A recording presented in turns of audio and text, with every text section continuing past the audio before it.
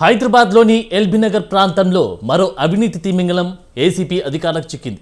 ఆదాయానికి మించిన ఆస్తులు కలిగి ఉన్నారనే పక్కా సమాచారంతో అధికారి శ్రీనివాస్ రెడ్డి నివాసాలు కార్యాలయాలపై ఏసీబీ అధికారులు విరుచుకుపడ్డారు.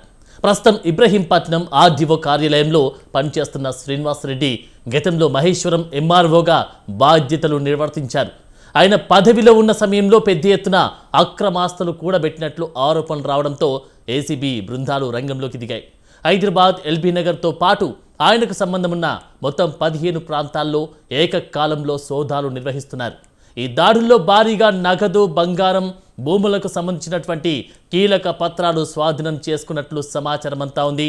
ఏసీబీ సోదాలు రెవెన్యూ, రవాణా శాఖల్లో తీవ్ర కలకలం రేపుతుంది.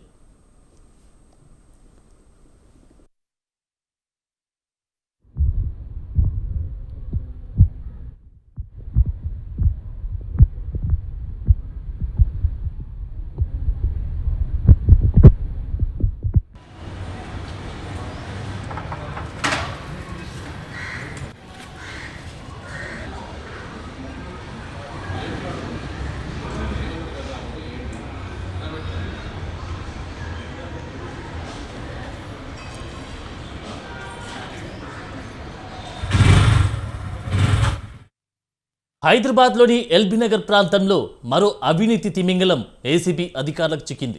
ఆదాయానికి మించిన ఆస్తులు కలిగి ఉన్నారనే పక్కా సమాచారంతో అధికారి శ్రీనివాస్ రెడ్డి నివాసాలు కార్యాలయాలపై ఏసీబీ అధికారులు విరుచుకుపడ్డారు.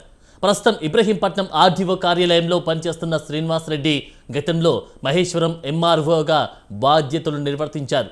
ఆయన పదవిలో ఉన్న సమయంలో పెద్ద ఎత్తున అక్రమ ఆస్తులు కూడబెట్టినట్లు ఆరోపణలు రావడంతో ఏసీబీ బృందాలు రంగంలోకి దిగాయి.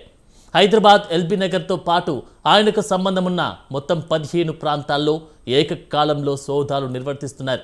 ఇక ఈ దాడిలో భారీగా నగదు, బంగారం, భూములకు సంబంధించిన కీలక పత్రాలను స్వాధీనం చేసుకున్నట్లు సమాచారం. ఏసీబీ సోదాలు రెవెన్యూ, రవాణా శాఖల్లో తీవ్ర కలకలం రేపుతోంది.